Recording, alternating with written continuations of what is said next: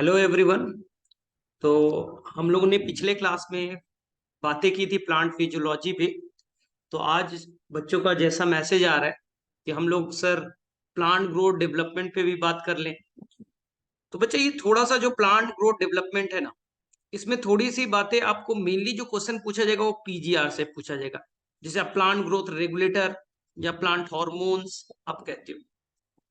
थोड़ा सा याद करने वाला टॉपिक होगा लेकिन लॉजिक्स है बच्चे। बच्चा बोलते सर ये केवल रटने वाला है, नहीं। बच्चे का मैसेज है सर वर्नलाइजेशन कुछ समझ में नहीं आ रहा है, एनसीईआरटी का जो लाइंस है वो क्लियर नहीं है। जो फोटो पीरियोडिज्म है उसमें भी थोड़े से जो एनसीईआरटी की लाइंस है उसमें गड़बड़ी हो रही है ना। और जो इथाइलिन हार्मोन खास करके काफी परेशान कर रहा है। तो चलिए आज हम लोग कोशिश करेंगे कि लास्ट का जो सेगमेंट है प्लांट हार्मोन का, वर्नलाइजेशन का, फोटो पीरियोडिज्म का, ये सब पार्ट को कवर करें। देखिए, सबसे पहले बात कि हम लोग इसमें पीजीआर क्यों कह रहे सर, क्योंकि ये जो केमिकल्स है बच्चे जिसे तुम प्लांट हार्मोन कह रहे हो, ये प्लांट के ग्रोथ को बढ़ा भी सकता है और प्लांट की ग्रोथ को घटा भी सकता है। ये इनहिबिटर का भी काम कर सकता है और ये प्रमोटर का भी काम कर सकता है। जैसे आपने नाम सुना होगा auxin, gibberellic acid, CK, cytokinin. ये बच्चा जनरली प्लांट को बढ़ाने का ही काम करता है। अब देखोगे सेल डिवीजन कराएगा, इंटरनोडल इलोंगेशन कराएगा ना, डोरमेंसी को ब्रेक करके जर्मिनेशन में लीड करेगा, लीफ के साइज को बड़ा करेगा ना, सेल का इलोंगेशन करा रहा है। तो ये बच्चा ग्रोथ बढ़ा रहा है, इसलिए हम लोग इसे प्रोमोटर की कैटेगरी में रखेंगे। जब आप एब्सिसिक एसिड पढ़िएगा तो आपको हर जगह लगेगा बच्चा ये ग्रोथ को घटाने का काम कर रहा है, एंटी काम कर रहा है ना। ये सीड को जर्मिनेट करने से रोक रहा है ना, सेनेसेंस में भेज रहा है यानी टिश्यू को डेथ फेज में भेज रहा है, लीफ को गिराने का बात कर रहा है, स्टोमेटो को बंद करने का काम कर रहा है, कहीं ना कहीं बंद करने का काम कर रहा है। अब बीच में बच गया सर इथाइलिन क्या है सर, इथाइलिन। तो इथाइलिन का फंक्शन बच्चा डुअल, इसलिए मैंने बोला था इथाइलिन सबसे ज्यादा परेशान आपको एग्जाम में करने वाला है।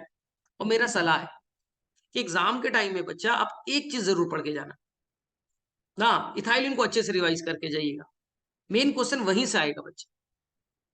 चलिए, तो इथाइलिन बच्चा प्रमोटर का भी काम कर रहा है और ये बच्चा इनिबिटर का भी काम कर रहा है, लेकिन मेनली बच्चा इनिबिटर करना है क्योंकि हमारी एनसीईआरटी बोलती है ना। अब इथाइलिन क्यों परेशान करने वाला है, जैसे आप पढ़िएगा बच्चा जिब्रेलिक एसिड सीड के जर्मिनेशन को लीड करता है। क्वेश्चन आया सीड जर्मिनेशन कौन कर रहा है, डोरमेंसी कौन तोड़ रहा है, जिब्रेलिक एसिड। लेकिन पीनट के केस में बच्चा ये काम इथाइलिन करता है। पढ़ा है ना आपने, पीनट के केस में एक्सेप्शन आ जाता है, बताया होगा मैंने। जैसे आप पढ़ोगे इंटरनोडल इलोंगेशन, हाइट को बढ़ाने का काम, स्टेम हाइट बढ़ाने का काम कौन कर रहा है, जिब्रेलिक एसिड। लेकिन बच्चा deep water rice plant NCERT पढ़िए तो वहां कौन कर रहा है बच्चा, इथाइलिन कर रहा है। जैसे आपने पढ़ोगे पाइन एप्पल का फ्लावरिंग कौन करेगा, तो आप ऑक्सीन में भी पढ़ोगे बच्चा और वो इथाइलिन में भी पढ़ोगे। तो ध्यान से बच्चा कॉन्सेप्चुअली थोड़ी से माइन्यूट पे पढ़िए। एनसीईआरटी ऑक्सीन में बच्चा पाइन एप्पल के फ्लावरिंग को प्रमोट करने की बातें कर रहा है, इथाइलिन में बच्चा इनिशिएट करने की बातें कर रहा है। जैसे बच्चे एक टॉपिक आएगा एब्सिशन, वो सब जगह आएगा, आपको एब्सिसिक एसिड में ही लिखा है ना, इथाइलिन में भी एब्सिशन लिखा है बच्चे। जब आप पढ़ोगे ऑक्सीन वहां भी एब्सिशन वर्ड आएगा, तो एब्सिशन कई जगह पे आने वाला है। सेनेसेंस जिसमें टिश्यू को डेथ ना, यानी टिश्यू का बुढ़ापा आ रहा है, टिश्यू का डेथ हो रहा है, ये बच्चा आपको एब्सिसिक एसिड में भी मिलने वाला है।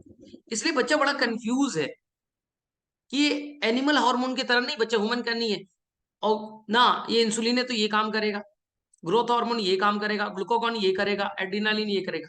यहाँ ऐसा नहीं है।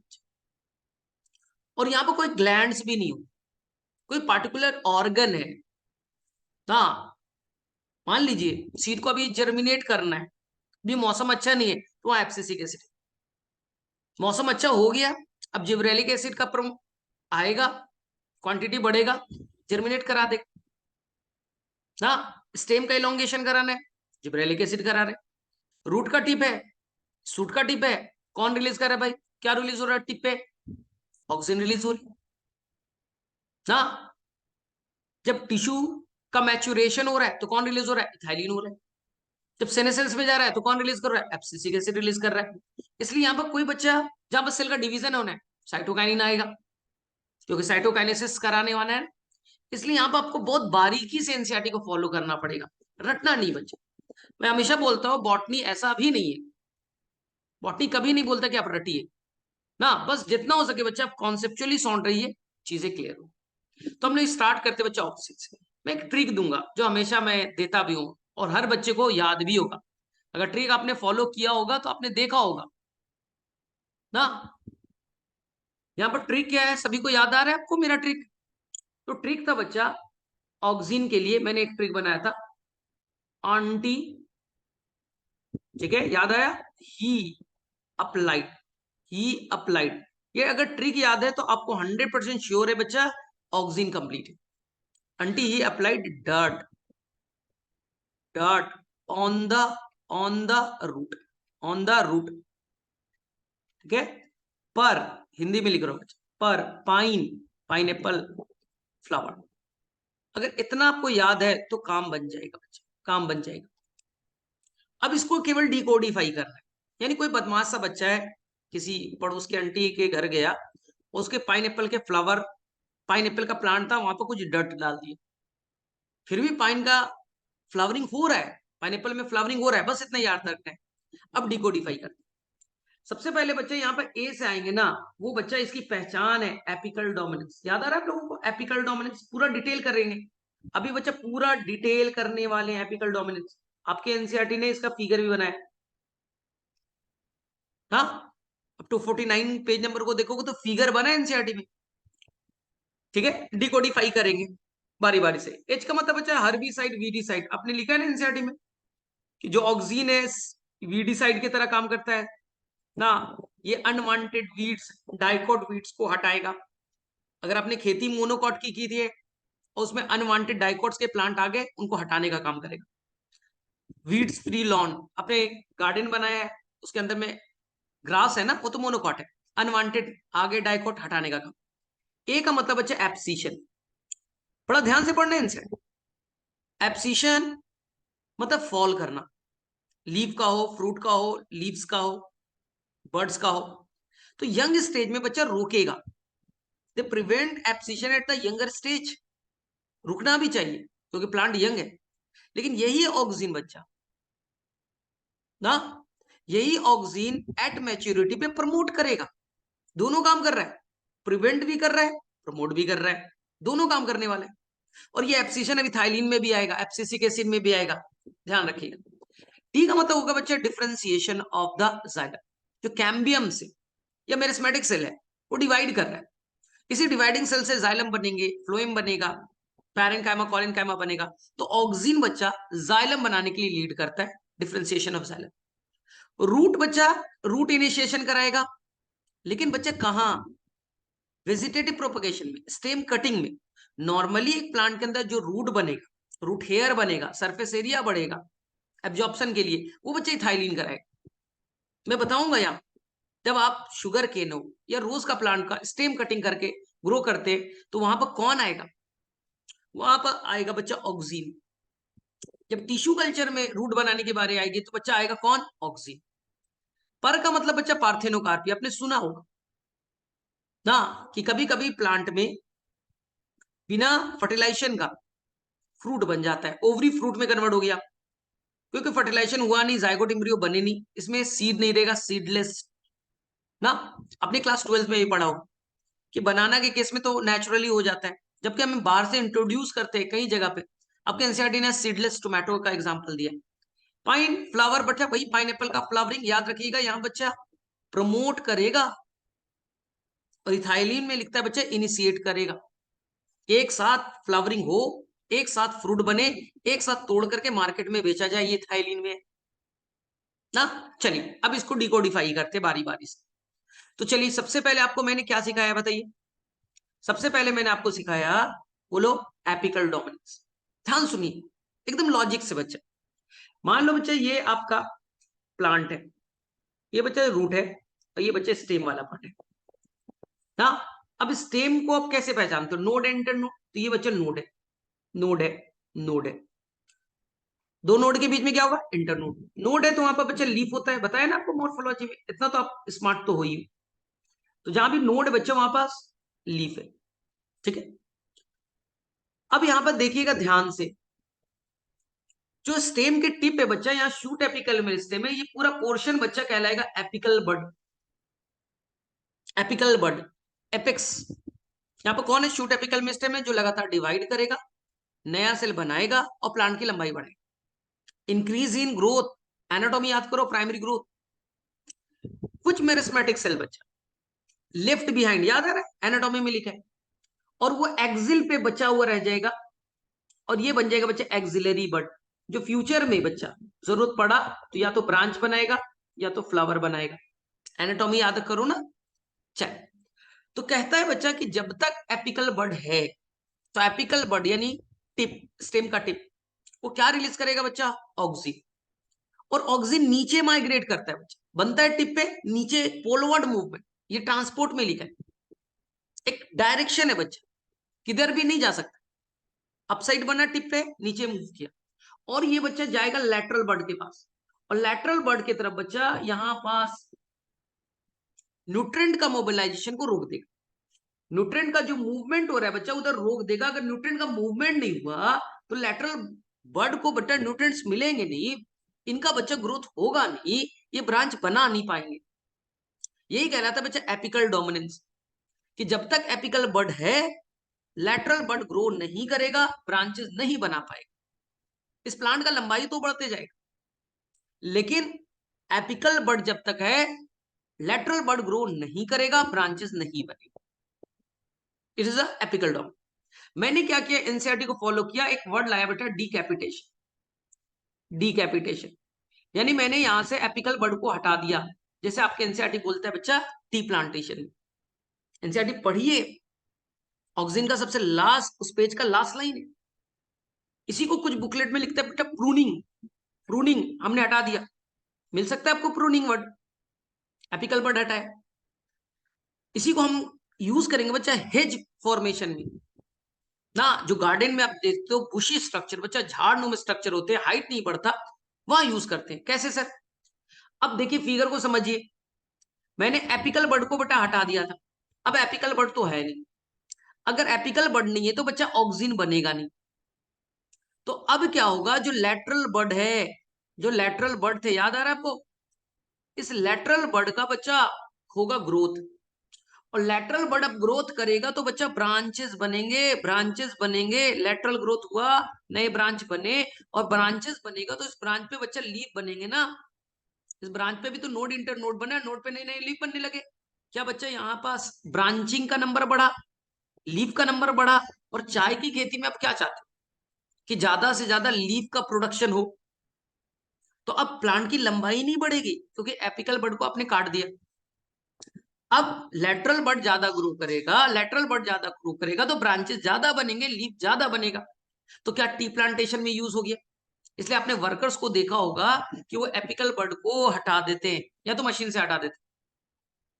हाँ, इसी तरह से एनसीईआरटी बोलता है हेज फॉर्मेशन।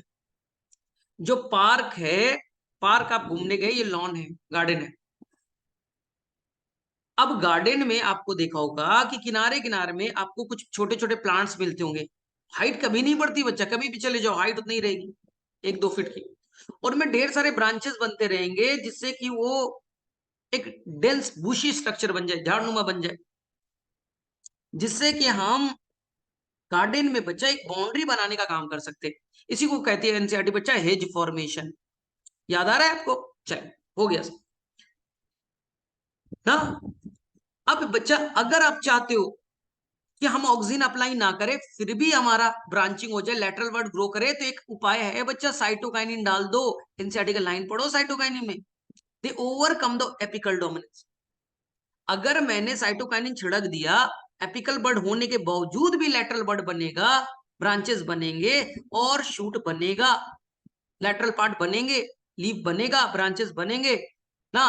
तो इसलिए एनसीईआरटी को लिखना पड़ा कि ऑक्सीन एपिकल डोमिनेंस को लीड कर रहा है, लेकिन साइटोकाइनिन एपिकल डोमिनेंस को घटा रहा है, काउंटर इफेक्ट दे रहा है, एंटागोनिस्टिक काम कर रहा है। ये एनसीईआरटी का लाइन है बच्चा। और साइटोकाइनिन पढ़िएगा कि साइटोकाइनिन बच्चा इधर न्यूट्रिएंट की सप्लाई बढ़ाएगा, लेटरल शूट बनाएगा, लीफ बनाएगा, क्लोरोप्लास्ट बनाएगा। साइटोकाइनिन भी क्लियर हो गया। एनसीईआरटी बोलता है एडवेंटिशियस शूट बनाएगा, यानी कि एडवेंटिशियस रूट किसे कहते हैं? जब प्लीम्यूल से रूट ना बने तो एडवेंटिशियस रूट। तो बच्चा रेडिकल से रूट ना बने तो एडवेंटिशियस रूट। तो प्लीम्यूल से अगर रूट नहीं बना तो उसे कहते हैं एडवेंटिशियस शूट। तो शूट बनाना, ब्रांच बनाना, लेटरल बड का ग्रोथ कराना, साइड में ब्रांचेस पैदा करना, ये बच्चा मेन काम है साइटोकाइनिन का। जहां भी सेल डिवीजन आए साइटोकाइनिन आएगा, साइटोकाइनेसिस कराएगा। चलिए सर, याद हो गया? क्लियर सभी को? एपिकल डोमिनेंस बच्चा सब डन। एनसीईआरटी में बेटा फिगर बना है, फिगर को बहुत ध्यान से देखिएगा ना, मजा आएगा ना। वहां पर उन्होंने बच्चा बड़ा एक छोटा सा टिप काट के दिखाया है, और देखिएगा लैटरल बड बच्चा थोड़े बहुत ग्रो करते हुए दिख रहे हैं। बच्चे इतना माइन्यूट लेवल से देख नहीं पाता, आप जरूर देखिएगा। चलिए, वीडी साइड क्या है बच्चा? बड़ा आसान है।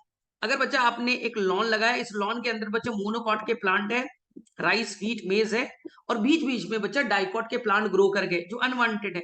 यहाँ के फर्टिलाइजर यूज करेंगे, पानी यूज करेंगे, मिनरल्स यूज करेंगे ना, अब नहीं चाहते इनका ग्रोथ, तो आप यहाँ पर बच्चे छिड़क दो। कौन? ऑक्सीन। और जिससे कि वो वीड्स खत्म हो जाएगा, लेकिन बच्चा आपका प्लांट को कोई नुकसान नहीं होगा। ऐसा नहीं बच्चा कि डाइकॉट का प्लांट लगाया और वीड्स भी डाइकॉट के, तो दोनों मरेंगे। फिर एनसीईआरटी बोलते हैं मैच्योर मोनोकॉट, यानी कि आपका प्लांट मैच्योर मोनोकॉट है, अनवांटेड प्लांट डाइकॉट है, छिड़क डालो ऑक्सीन। ऑक्सीन का एक टाइप है बच्चा 2,4-D, अभी डिस्कस कभी कर ले, आ जाएगा आपसे के साथ।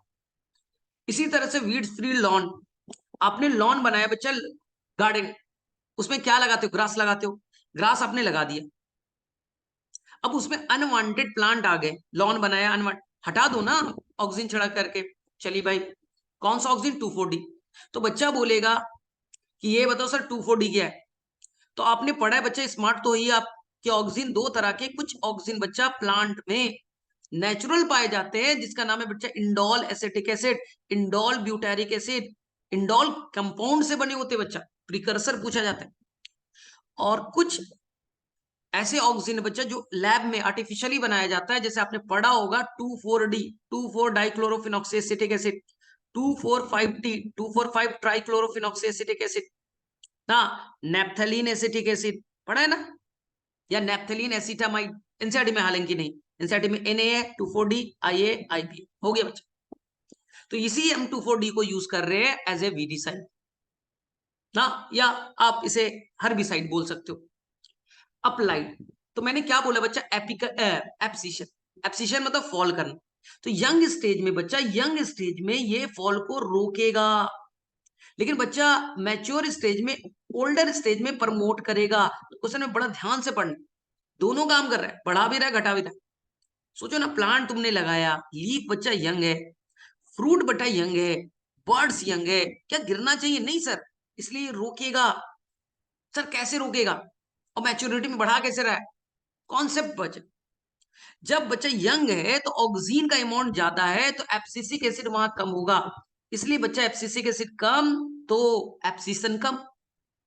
और जब मैच्योरिटी पे बच्चा ऑक्सीजन का कंसंट्रेशन घटेगा, तो एब्सिसिक एसिड बढ़ेगा। एब्सिसिक एसिड का नंबर बढ़ा, अमाउंट बढ़ा, तो बच्चा एब्सिशन की तरफ लीड कर देगा। रियल में एब्सिसिक एसिड ही करता है। ठीक है, चलिए अब आ जाइए। डट का मतलब सर आपने, मैंने पहले बताया बेटा, डिफरेंशिएशन ऑफ जाइलम। जो भी मेरिस्मेटिक सेल है उनको बोलेगा भैया आप बनाओ क्या? जाइलम। जाइलम का डिफरेंशिएट कीजिए, जाइलम नाम का टिश्यू बनाइए। एनसीईआरटी का लाइन।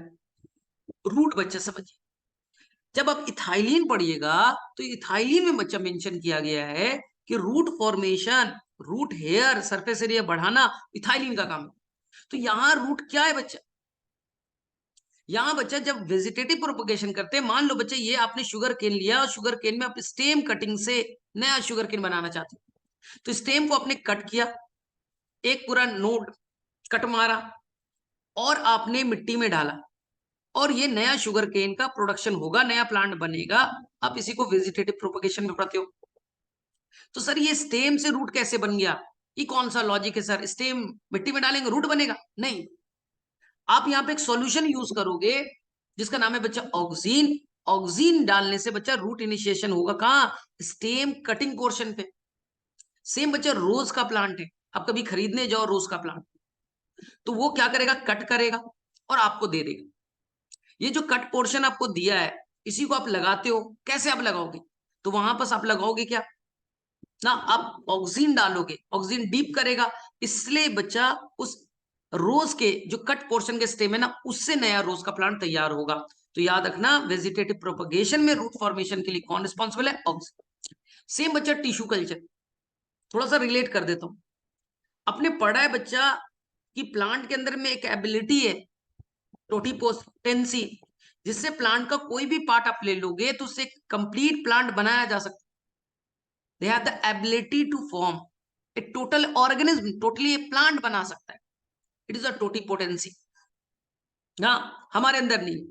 तो आपने प्लांट का कोई भी टुकड़ा काट के लिया और बच्चा आपने कल्चर मीडियम में डाल दिया। कल्चर मीडियम बनाने में बच्चा आपने प्योर वाटर ले लिया, उसमें शुगर के सॉल्यूशन ले लिए बच्चा, सुक्रोज, एमाइनो एसिड लिया, विटामिन लिए, सारे मिनरल्स ले लिए बच्चा, जो प्लांट की ग्रोथ के लिए इंपॉर्टेंट थे। और वहां पर हार्मोन डाला बच्चा दो, one is the oxygen, one is the cytokinin, equal amount में। तो देखते क्या है कि वहां पर लगातार सेल का डिवीजन होगा और मास ऑफ सेल बनेगा बच्चा, मास ऑफ सेल बनेगा। It is called callus, it is the undifferentiated mass of cell, जो लगातार डिवाइड कर रहा है, मास ऑफ सेल बना रहा है। अब क्या करोगे, इस कैलस के बच्चा हजारों टुकड़े बना लो और अलग अलग टेस्ट ट्यूब में आप डाल दो, अलग अलग टेस्ट ट्यूब में डाल दो। तो ये कैलस जब आप डालिएगा तो इच कैलस बच्चा ग्रो करेगा और एक नया प्लांट बनाएगा। लेकिन उसके लिए शर्त है, पहले केस में आप क्या करोगे बच्चा, ऑक्सीन का अमाउंट थोड़ा बढ़ाओगे, साइटोकाइनिन को कम करोगे। तो ये कैलस को बोलेगा रूट फॉर्मेशन की तरफ जाइए, रूटलेट बनाइए, रूट बनाइए। और सेकेंड स्टेप में आप उल्टा करोगे, ऑक्सीन घटाओगे और साइटोकाइनिन को बेटा बढ़ाओगे, शूट फॉर्मेशन की तरफ जाएगा और ये यहाँ पे शूट, स्टेम, लीफ बनने लगे, यानी एक कंप्लीट प्लांटलेट बन जाएगा। तो हजारों प्लांटलेट बन गए।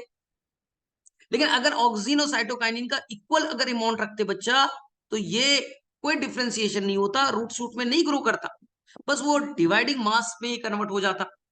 तो क्वेश्चन बनता है, ऑक्सीजन बढ़ने पे रूट, साइटोकाइनिन बढ़ने पे शूट। इसलिए हम कह सकते हैं बच्चा मॉर्फोलॉजी तैयार कर रहा है, पूरा एक प्लांट का मॉर्फोलॉजी, पूरा ऑर्गन्स तैयार कर दिए इन्होंने, ऑर्गेनोजेनेसिस या मॉर्फोजेनेसिस। अब इस छोटे छोटे प्लांट को अपने गमले में लगा दो, मिट्टी डाल दो, सब कुछ अपने कंडीशन, बच्चा पीएच आपकी कंट्रोल में है, आप टेम्परेचर कंट्रोल कर रहे हो, फर्टिलाइजर सब कुछ आपकी कंट्रोल में, लाइट की इंटेंसिटी आपकी कंट्रोल में, सब बच्चा लैब में चल रहा है। तो आपने खेती कर ली बच्चा, जो प्लांट मिट्टी में नहीं ग्रो कर सकता था, उस एटमोस्फेयर में नहीं ग्रो कर सकता था, अपने लैब में बच्चा हजारों प्लांट ग्रो किए ना। इसलिए स्ट्रेटजी जो फूड इनहांसमेंट का चैप्टर है, वहां एनसीईआरटी टिश्यू कल्चर को बहुत डिटेल से डिस्कस करता है। यहां क्यों डिस्कस किया, क्योंकि टिश्यू कल्चर टॉपिक अभी आएगा बच्चा, जब साइटोकाइनिन का डिस्कवरी में आओगे, स्कूगन मिलर का कॉन्सेप्ट आएगा, हेरिंग स्पर्म डीएनए का कॉन्सेप्ट आएगा, मिलर का कॉन्सेप्ट आएगा, याद आ रहा है आपको? इसलिए डिस्कस करना पड़ा। तो मैं फिर से बोलूं, अगर रूट फॉर्मेशन पूछा जो इथाइलिन मार के आना, लेकिन बोझा स्टेम कटिंग में तो ऑक्सीन, टिश्यू कल्चर में ऑक्सीन। चलिए, पर का मतलब बच्चा पार्थेनोकार्पी यानी सीडलेस फ्रूट का बनाना, ये सबको आता है, यहाँ पर बच्चे याद रखिएगा, क्लास 12 में भी ये। हालांकि जिब्रेलिक एसिड भी ये काम कर सकता है, करता भी है, लेकिन आपकी एनसीईआरटी मेंशन नहीं करती, लेकिन करता है। आपकी एनसीईआरटी यहाँ पर सीडलेस टोमेटो केवल डिस्कस की, पाइन फ्लावर डिस्कस नहीं करना है बच्चा, मैंने बोला था इथाइलिन में भी आएगा, वहां इनिशिएट होगा, यहाँ बच्चा प्रमोट होगा। डन, बच्चा स्मार्ट है, समझ गया। चलिए, अब देखिए सेकेंड पार्ट। तो सेकेंड हम लोग आ जाए बच्चा जिब्रेलिक एसिड। जिब्रेलिक एसिड में बड़ा आसान है बच्चा, सबसे पहले जिब्रेलिक एसिड का काम समझे बच्चा, स्टेम इलोंगेशन, इंटरनोडल इलोंगेशन। ये मान लीजिए बच्चे शुगर केन का प्लांट है, ये बच्चा शुगर केन का प्लांट है, ये शुगर केन का प्लांट है, और ये मान लो बेटा 3 फीट का है। जो नोड है ना बच्चा, नोड के नीचे और नोड के ऊपर इंटर कैलोरी में स्टेम होते हैं, ये एनाटॉमी में आपको पढ़ा होगा बच्चा, नोड के अप साइड, डाउन साइड। अगर मैं यहाँ पर छिड़क दूं जिब्रेलिक एसिड, तो ये बच्चा इंटर कैलोरी में स्टेम को, इंटर कैलोरी में स्टेम को डिवाइड करने के लिए प्रमोट करेगा। अगर इसका प्रमोशन हो गया, तेजी से डिवाइड करेगा, तो ये बच्चे इंटर नोड को लंबा कर देगा, इंटर नोड को लंबा कर देगा, और इंटर नोड लंबे हो गए, इंटर नोड लंबा हो गया, क्या प्लांट की हाइट बढ़ गई? अरे प्लांट की हाइट बढ़ेगा, मान लो बेटा 6 फीट का हो गया तो क्या सरफेस एरिया बढ़ा? और अगर शुगर केन में सरफेस एरिया बढ़ा दिया तो फोटोसिंथेसिस ज्यादा होगा, शुगर ज्यादा बनेंगे तो शुगर का प्रोडक्शन बढ़ गया। क्या एनसीईआरटी का लाइन क्लियर हुआ? 20 टन पर एकड़ शुगर का प्रोडक्शन आपने बढ़ा दिया ना जिब्रेलिक एसिड के हेल्प से।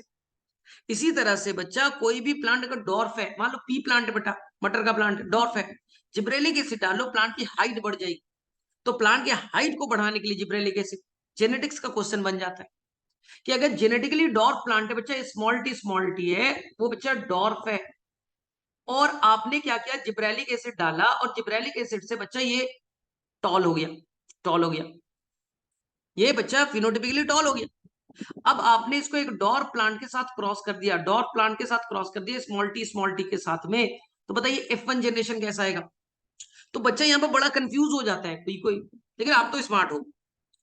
अगर मैंने जिब्रेलिक एसिड डाला बेटा, फिनोटाइप तो टॉल हो जाएगा, जीनोटाइप तो स्मॉल टी ही ना रहेगा। और इधर डॉर्फ से क्रॉस किया तो बेटा दोनों तरफ से स्मॉल टी आएंगे तो प्लांट बेटा डॉर्फ ही बनेगा। ये जेनेटिक्स का एक क्वेश्चन था, मैंने डिस्कस कर दिया, मिलेगा आपको जेनेटिक्स। चलिए, यानी प्लांट का ये फिनोटाइप को चेंज कर सकता है। इसलिए बच्चे यहाँ पे एनसीईआरटी डिस्कस करती है बोल्टिंग इफेक्ट, कि जो कैबेज सभी बच्चे ने खाया है, कैबेज के अंदर क्या होता है बच्चा, नोड पास पास होते हैं, इंटर नोड काफी छोटा, नोड पास में, नोड पे बच्चा ये लीफ है, ये देखिए नोड है, यहां से बच्चा लीफ लग गए, आपने खाया ना कैबेज, लीफ लग गए, और सारा बच्चा एक जगह क्लस्टर के फॉर्म में जुड़ा रहता है। हाँ, कैबेज या बीट में देखा जाता है। तो यहाँ पे इंटर नोड बहुत छोटे हैं ना, अगर बच्चे इस पे जिब्रेलिक एसिड छिड़क दिया जाए तो ये इंटर नोड को बेटा बड़ा कर देगा, ये इंटर नोड को बड़ा कर देगा, इंटर नोड को बड़ा कर देगा, लीफ अलग अलग हो गए ना। तो हम स्टेम के हाइट के लिए तो अभी यूज किया था ना कि इंटर नोड को बड़ा कर दिया ना। अब इसी इफेक्ट को एनसीईआरटी ने कहा है बच्चा बोल्टिंग इफेक्ट। और जो कैबेज का प्लांट था, जो इस तरह से बच्चा सारे के सारे लीफ एक जगह क्लस्टर के फॉर्म में आते ना, इसी को एनसीईआरटी कहता है रोजेट हैबिट। रोज के पेटल्स के भांति सारे के सारे पेटल्स जैसे होते हैं ना, उन्हीं तरह लीफ सारा जुड़ा है। जिब्रेलिक एसिड डाला तो प्लांट का इंटरनोड बढ़ा, अब यो मैच्योरिटी की तरफ जाएगा, अब प्लांट फ्लावरिंग करेगा, पॉलिनेशन करेगा, फर्टिलाइजेशन करेगा और रिप्रोडक्शन की तरफ मूव कर जाएगा। इससे पहले उसे बोल्टिंग इफेक्ट में जाना पड़ता है, तो हम आर्टिफिशियली अगर छिड़क दें तो ये काम जल्दी हो जाएगा, नेचुरली भी होता है, लेकिन हम इसे इनहांस कर सकते हैं। चलिए, फिर बच्चा बोलता है सर वो माल्टिंग ब्रीविंग वाला बताओ ना, वो तो बड़ा डिफिकल्ट है, वो कैसे आप बताओगे? चलिए भाई, मैंने बोला सबका कॉन्सेप्ट है, तो मैं पहले बच्चा सीड जर्मिनेशन आपको सिखाता हूँ। तो आपको मैंने बताया था कि जब आपने बच्चा मेज का सीड बनाया होगा तो मैंने आपको क्या बताया, मेज के सीड में बच्चा फ्रूट वॉल और सीड कोट एक दूसरे से जुड़े रहते हैं। याद करो बच्चा, ये क्लास 11 मॉर्फोलॉजी में भी और क्लास 12 में भी बच्चा, reproduction in sexual reproduction in flowering plant. और यहाँ पर क्या है बच्चा, ढेर सारा फूड है, इंडोस्पर्म है, स्टार्ची इंडोस्पर्म, ट्रिप्लॉइड नेचर का, स्टार्ची इंडोस्पर्म ट्रिप्लॉइड पर। इसी इंडोस्पर्म का बच्चा एक पतला सा लेयर के फॉर्म में है जिसे कहते हैं आप एल्यूरोन लेयर, याद है? But they are rich in the protein, लेकिन वो भी बच्चा क्या इंडोस्पर्म का ही पार्ट है, इसलिए वो भी ट्रिप्लॉइड होगा। एल्यूरोन लेयर भी ट्रिप्लॉइड है क्योंकि वो इंडोस्पर्म का पार्ट है, but they are rich in protein. क्यों बता रहा हूं। और यहाँ पर बच्चा इम्ब्रियो है, जो कि आपने पढ़ा है, एम्ब्रियोनल एक्सिस, इधर रेडिकल है, प्रीम्यूल है, पढ़ा है आपने बच्चा, यहाँ कॉल्यूराइजा का कॉल्यूप्टाइल है, एक ही कॉर्डिलिडन है, बड़े सिल्ड शेप के, नाम स्क्यूटेड है। चलिए, मैं आपको सिखा रहा हूं बच्चा सीड जर्मिनेशन होगा कैसे। सीड जर्मिनेशन के सबसे पहले आप क्या ऐड करोगे बच्चा, यहाँ आप ऐड करोगे वाटर। वाटर ऐड करने से इम्ब्रियो बच्चा स्वेल होगा और इसके रिस्पॉन्स में रिलीज करेगा जिब्रेलिक एसिड। जिब्रेलिक एसिड बच्चा मूव करेगा और वो जाएगा बच्चा एल्यूरोन लेयर के पास और वहां के जीन्स को एक्टिवेट करेगा। जैसे बच्चे लैक्टोपरॉन में लैक्टोज डालते तो सिस्टम ऑन होता है, लैक्टोज नहीं तो सिस्टम ऑफ है। सेम बच्चा जिब्रेलिक एसिड गया, वहां के जीन को एक्टिवेट किया, ट्रांसक्रिप्शन हुआ, आरएनए बने, ट्रांसलेशन करके प्रोटीन बने, उससे बच्चा एंजाइम बनाया, और ये एंजाइम बना बच्चा अल्फा एमाइलेज। क्वेश्चन मिलने वाला है आपको अल्फा एमाइलेज के ऊपर ना। और ये अल्फा एमाइलेज क्या करेगा, जो कॉम्प्लेक्स कार्बोहाइड्रेट बच्चा स्टार्च है उनको simple carbohydrate like the maltose, इसलिए वर्ड आने वाले बेटा माल्टिंग, और माल्टोज लास्ट में टूट करके ये बनेगा बच्चा सिंपल शुगर ग्लूकोज। हाँ, इस ग्लूकोज को बच्चा अब रिस्पिरेशन में यूज करो, क्योंकि रिस्पिरेशन में हमें बच्चा कॉम्प्लेक्स नहीं, सिंपल कार्बोहाइड्रेट, सिंपल शुगर चाहिए, ये रिस्पिरेशन में लिखा है। अब सिंपल ग्लूकोज को आप शुगर को तोड़ोगे, एनर्जी रिलीज करेगा, इसी एटीपी से बच्चा आप सीड का जर्मिनेशन करोगे, क्योंकि जर्मिनेशन जो करना है ना, बड़ा कॉम्प्लेक्स प्रोसेस है, इसके लिए चाहिए ढेर सारे एटीपी, और एटीपी बनाने के लिए आपको करना पड़ेगा रेस्पिरेशन, इसके लिए चाहिए सिंपल फूड, और आपके पास था कॉम्प्लेक्स फूड। तो जिब्रेलिक एसिड ने ये काम आसान कर दिया, इसलिए जिब्रेलिक एसिड सीड जर्मिनेशन के लिए इंपॉर्टेंट है। अगर कहीं पर बच्चा फूड फैट्स के फॉर्म में, तो ये बच्चा एंजाइम रिलीज करेगा लाइपेज, जिसे फैट्स को तोड़ेगा, फिर वो सिंपल टूटे, फिर वो यूज हो जाएंगे रेस्पिरेशन में। अगर बच्चा सीड में प्रोटीन्स रिच है, तो प्रोटीएजेस रिलीज करेगा, प्रोटीन डाइजेस्ट होगा, फिर वो substrate simple sugar simple amino acid में बने, रेस्पिरेशन में जाएंगे, एनर्जी देने का काम करेंगे।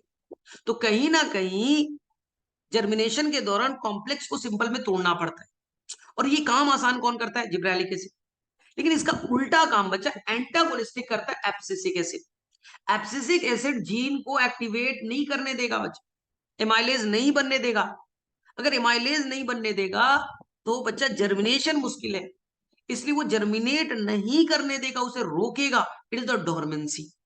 इसलिए आपके एनसीईआरटी का लाइन क्लियर होता है कि जिब्रेलिक एसिड और एब्सिसिक एसिड एक दूसरे के एंटागोनिस्टिक है, उल्टे काम कर रहे हैं ना। वो नहीं चाहता जर्मिनेशन हो, चलिए उसका अलग रीजन होगा, डोरमेंसी का मैं वहां डिस्कस करूंगा। फिलहाल के लिए सीड जर्मिनेशन आपको क्लियर होगी। इसलिए तो रिस्पिरेशन में बच्चा समरी में एक टॉपिक लिखना पड़ा, बच्चा समरी पढ़ता नहीं है। समरी में लिखा है बच्चा, जब सीड जर्मिनेट करता है तो एनारोबिक रिस्पिरेशन करने लगता है, क्योंकि वहां पर रिस्पिरेशन कर इतना बढ़ गया, ऑक्सीजन का इतना डिमांड हो गया कि ऑक्सीजन नहीं मिला, तो वो बच्चा बिना ऑक्सीजन का रिस्पिरेशन कर दिया, एनारोबिक रिस्पिरेशन। हाँ, इसलिए समरी पढ़िए। जैसे बच्चा आपने पढ़ा होगा मिनरल स्टाउट डिजीज, हाँ, स्टॉट एक्सेस करके एक होगा, बोरॉन की या ऐसे कुछ कमी से आपको दे रखा है, बच्चा बोलते सर एनसीईआरटी में नहीं है। बच्चा एनसीईआरटी में मिनरल न्यूट्रिशन में समरी में भी नहीं है, एनसीईआरटी के क्वेश्चन सॉल्व करो, क्वेश्चन में गिवन है। कई बार बच्चे क्वेश्चन में कुछ इंपॉर्टेंट टॉपिक्स छुपे होते हैं, हमें जरूर समरी या क्वेश्चन भी पढ़ना चाहिए। चलिए सर, जर्मिनेशन समझ में आ गया। चलिए अब माल्टिंग और ब्रीविंग बता दो ना सर। हाँ, यहाँ पे मैं एक चीज क्लियर करना चाहता हूँ ना, अगर बच्चा सीड जर्मिनेशन आया, आप आंख बंद करके मारिएगा जिब्रेलिक एसिड, क्योंकि बच्चा सीड डोरमेंसी टॉपिक में लिखा है। बच्चा बोलेगा सर ये 248 पेज पे कहाँ लिखा है, 249 पे? ये तो नहीं दिखा ना सर, आपने जिब्रेलिक एसिड पढ़ा है वो तो दिया नहीं। तो मैं फिर से बोलूं बच्चा, जब लास्ट में वर्नलाइजेशन के बाद में आप पढ़ोगे सीड डोरमेंसी टॉपिक, वहां नाइट्रेट्स का नाम लिखा है, वहां बच्चा जिब्रेलिक एसिड का नाम लिखा है जर्मिनेशन कराने के लिए, मैं उस रेफरेंस से बोल रहा हूँ। वहां पर एब्सिसिक एसिड का, फिनोलिक एसिड का, पैरास्कॉर्बिक एसिड का नाम दिया है सीड के जर्मिनेशन को रोकने के लिए, डोरमेंसी के लिए, मैं उस रेफरेंस में बात कर रहा हूँ। चलिए, लेकिन बच्चा जो पीनट है ना, पीनट के अंदर में सीड जर्मिनेशन को कराने के लिए, डोरमेंसी को तोड़ने के लिए बच्चा इथाइलिन है, एक्सेप्शन याद रखिएगा, यही नीट के पेपर में आएगा कि अगर पीनट का जर्मिनेशन पूछा गया तो इथाइलिन कीजिए। जैसे बच्चा फिर से मैं बोल, इंटरनोडल इलोंगेशन किसने किया? सर जिब्रेलिक एसिड ने, आपने बताया। लेकिन बच्चा सुनो, डीप वाटर राइस प्लांट में, राइस का प्लांट है बच्चा, और राइस के प्लांट में बारिश होते होते पूरा पानी से भीग गया, डूब गया, तो इस प्लांट अपने आप को बचाने के लिए इंटरनोड को लंबा कर लेगा, इंटरनोड लंबा करेगा जिससे पानी से ऊपर आ सके, पेटियोल को इलोंगेट करेगा जिससे पानी से ऊपर आ सके और अपने आप को पानी से सड़ने से बचा सके। तो इंटरनोडल एंड पेटियोल इलोंगेशन के लिए कौन हो गया बच्चा? Ethylene. Deep water rice plant NCERT निकालिए और देखिए, मिलेगा। चलिए अब आगे चलते। सर ये माल्टिंग बोल्टिंग वाला बता दो। बोल्टिंग तो बताया बच्चा, माल्टिंग आ जाओ, ब्रीविंग इंडस्ट्री। ब्रीविंग इंडस्ट्री मतलब अल्कोहल बनाना। तो आप क्या करते हो, आपको बताया गया बच्चे, ये फ्लास्क है और यहाँ पर बच्चे ईस्ट लेते हैं, इसके पास एंजाइम है जाइमीज, जिससे वो अल्कोहलिक फर्मेंटेशन करके अल्कोहल बनाएगा, जिसे हम कहते हैं ब्रीविंग इंडस्ट्री। लेकिन प्रॉब्लम ये है बच्चा कि इसे चाहिए सिंपल शुगर, ये स्टार्च को तोड़ करके अल्कोहल नहीं बना सकता, आपने पढ़ा है रेस्पिरेशन, इसके लिए चाहिए सिंपल शुगर, ग्लूकोज चाहिए। अपने ग्लूकोज थोड़ी ना दे रहे हो, ग्लूकोज कहां से लाओगे? सर प्लांट से।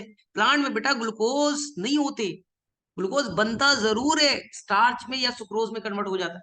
कैल्विन साइकिल याद करो, जब उन्होंने केल्विन साइकिल डिस्कस किया तो एरो बना के सुक्रोज या स्टार्च बोला। क्या बोलता है, प्लांट में ग्लूकोज नहीं रहेगा, या तो स्टार्च बनेगा या तो सुक्रोज बनेगा। तो मुझे प्लांट के प्रोडक्ट मैंने ले लिया, चलिए सर फर्मेंटेशन करा देते। आपने सीड ले लिया, चलिए सर फर्मेंटेशन है, ढेर सारे तो सर स्टार्च है ना। अरे इसके पास एंजाइम थोड़ी है जिससे वो स्टार्च को तोड़ करके ग्लूकोज बना ले। इसलिए हम क्या लेंगे, इस ड्रम के अंदर में बच्चा सीड ले लिया जिसमें स्टार्च है, मेज के ही मान लेना, मेज व्हीट राइस। अब जिब्रेलिक एसिड छिड़को, जिब्रेलिक एसिड बनेगा अल्फा एमाइलेज, जिससे कि कॉम्प्लेक्स कार्बोहाइड्रेट स्टार्च टूटेगा बेटा माल्टोज में, डाइसैकेराइड सिंपल शुगर में, माल्टिंग। फिर फर्दर वो टूटेगा बेटा ग्लूकोज में, और ग्लूकोज से फर्मेंटेशन हो जाएगा, अल्कोहल बन जाएगा। तो अल्कोहल बनाने के लिए जो ईस्ट है उसका डिमांड बेटा सिंपल शुगर, आपके पास कॉम्प्लेक्स शुगर है, तो आपने कॉम्प्लेक्स को सिंपल में तोड़ने के लिए जिब्रेलिक एसिड यूज कर डाला, तो ब्रीविंग इंडस्ट्री में जिब्रेलिक एसिड यूज हुआ। माल्टोज बनाने तक का बात समझिए बच्चा, माल्टिंग याद हो गई मेरे में से, आसानी था। चल अब अब एनसीईआरटी बोलता है कि जब आप बच्चा देखोगे एप्पल, सेब, बच्चा सेब आप खरीदने जाओ तो कुछ सेब है बच्चा छोटे मोटे टेढ़े मेढ़े दिखते हैं, हाँ छोटे मोटे दिखते हैं ना, जैसे बोलते हैं 100 रुपए किलो है।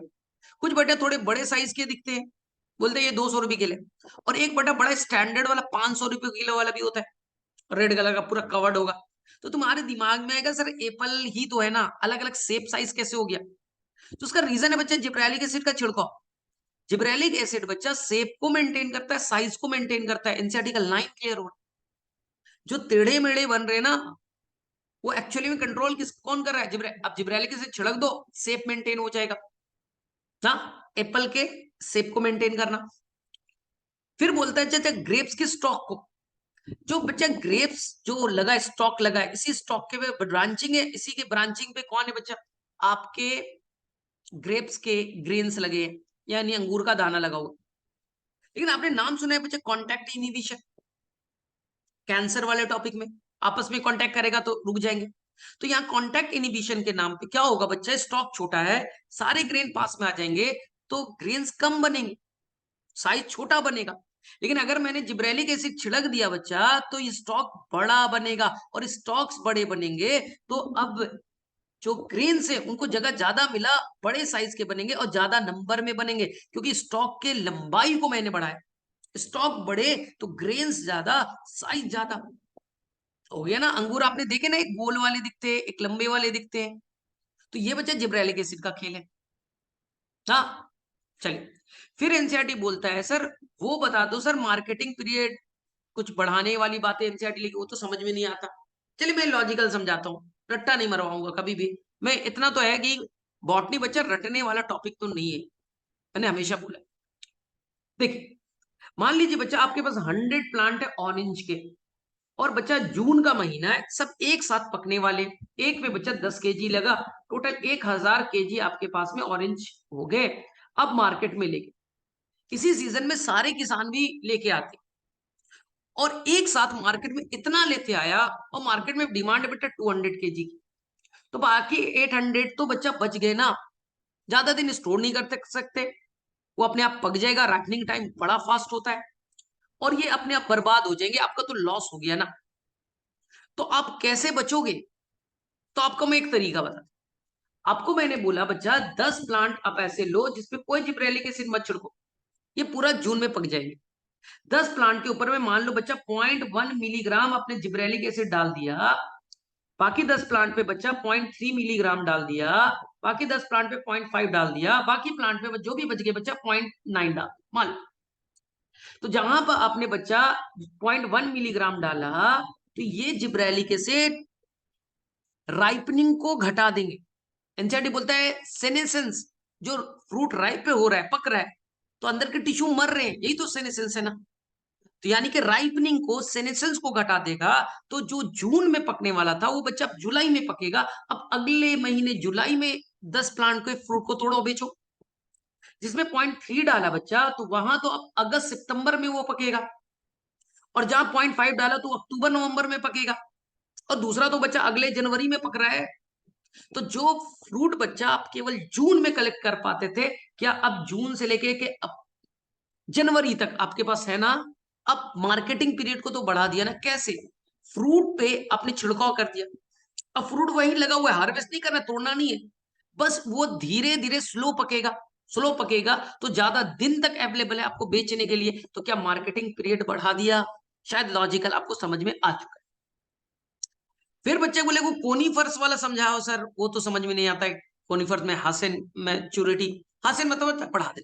देखिए कोनिफर्स बच्चा, उसके सीड बड़े डिमांडेड और उसके प्रोडक्शन बड़ा मुश्किल है, कि कोनिफर्स यानी मान लो बेटा पाइनस, इसके बच्चा पहले आपने सीड लगाया तो ये बच्चा वेजिटेटिव फेज में ही 2 साल लग गए, फिर वो रिप्रोडक्टिव फेज में गया, फ्लावर तो बनाते नहीं बच्चा, कोन्स बनाएगा, फिर पॉलिनेशन करेगा, फर्टिलाइजेशन करेगा, फिर सीड बनाएगा। फ्रूट तो बनाते नहीं ना, अपने तो मालूम है ना, नेकेड सीड होते हैं। मैं कोनिफर जिम्नोस्पर्म की बातें कर रहा हूँ। तो 2 साल बच गए बच्चा वेजिटेटिव फेज में, 1 साल बचा रिप्रोडक्टिव में। सीड कब मिला आपको? 3 साल के बाद, काफी टाइम।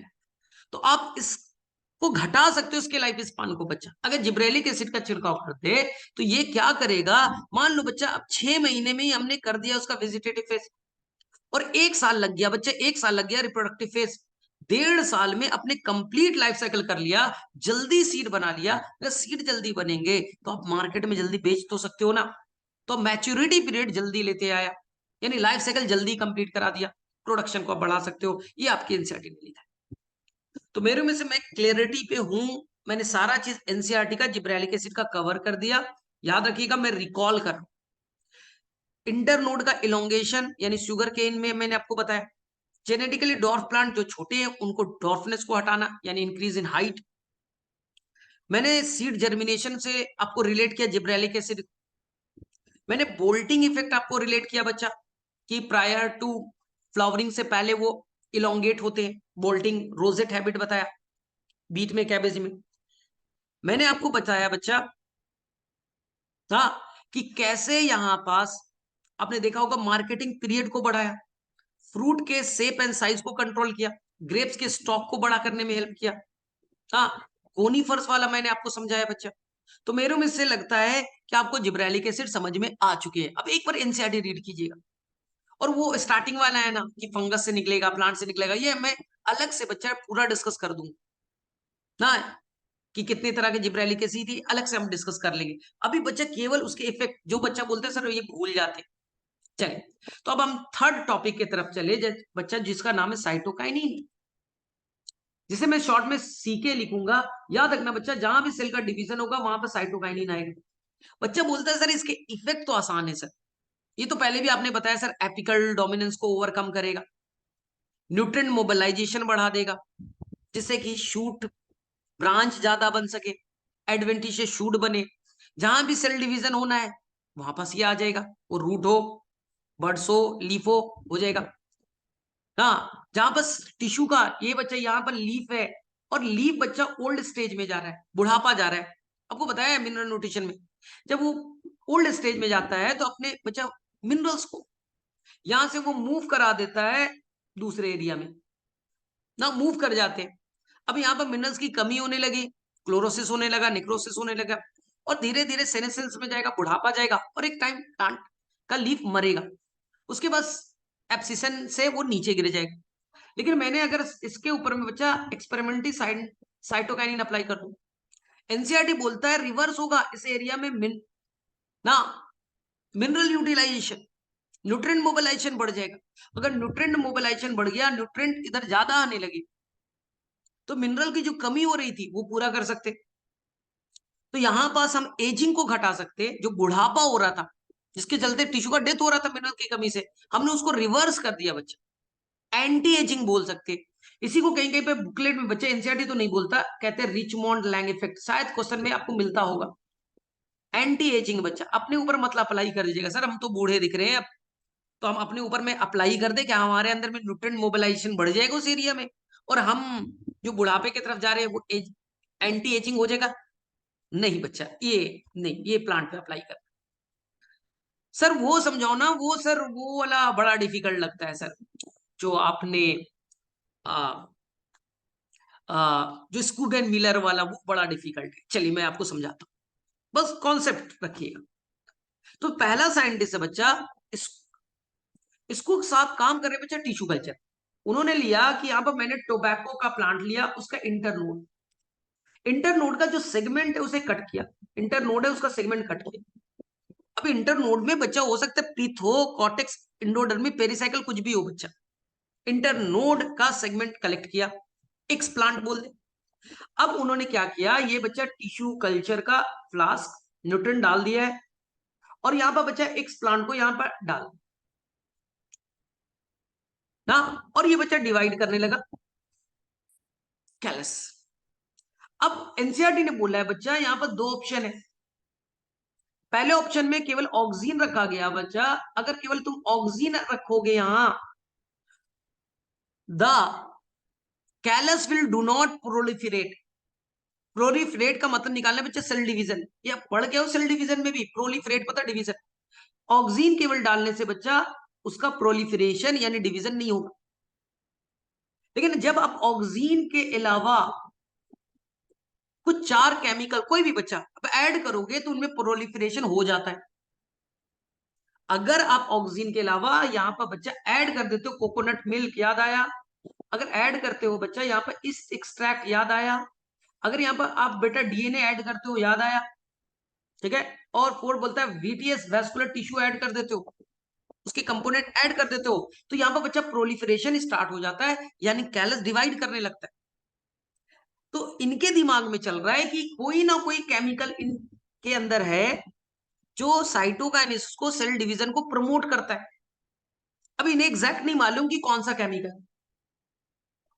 कोकोनट मिल्क डालते तब भी करता है, किससे एक्सट्रैक्ट, डीएनए वीटीएस डाला कर रहा है ना। इसका मतलब है कि कोई ना कोई केमिकल को ढूंढना पड़ेगा जो प्रोलिफरेशन के लिए एंड टिश्यू कल्चर में डिवीजन के लिए रिस्पॉन्सिबल। तो यहां पर एक साइंटिस्ट है मिलर, इस मिलर जो काम कर रहे हैं वो बच्चा कर रहा है हेयरिंग फिश पे, उसका स्पर्म डीएनए को लिया ऑटोक्लेव में डाल दिया। देखिए ध्यान से, व्हाट इज ऑटोक्लेव? एक मशीन है बच्चा जिसमें हम हाई टेम्परेचर और हाई प्रेशर अप्लाई करते हैं। तो यहां जब तुम डीएनए को रखोगे बच्चा, हाई टेम्परेचर दोगे तो डीएनए डीनेचर होगा, वो मॉडिफाई हो जाएगा। और यही जो डीएनए का बच्चा नाइट्रोजनस बेस, डीएनए बना न्यूक्लियोटाइड से, न्यूक्लियोटाइड में नाइट्रोजनस बेस, इसी नाइट्रोजनस बेस प्यूरिन, अपने प्यूरिन पिरिमिडिन का नाम तो सुना है ना बच्चा, अपने एडेनिन का नाम तो सुना है ना। ये जो बेटा एडेनिन है ना, यही एडेनिन थोड़ा मॉडिफाई हो गया। द मॉडिफाइड फॉर्म एडेनिन को उन्होंने नाम दिया बच्चा काइनेटिन, जिसका एक पेज पहले बेटा नाम दिया है फुरफुराइल एमिनोप्यूरिन। बच्चे बोलते हैं सर ये क्या नाम है, और ये तो समझ में नहीं आता सर ये कहना क्या चाहता है।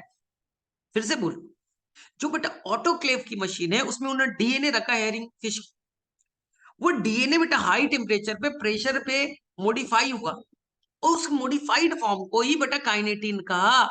जब ये काइनेटिन टिश्यू कल्चर में डालते हैं बच्चा, या इस टिश्यू कल्चर में डालते हैं ऑक्सीजन के साथ, तो वो सेल को डिवाइड करने के लिए प्रमोट करता है, यानी ये एक एक्टिव सब्सटेंस है जो सेल डिवीजन को प्रमोट करता है।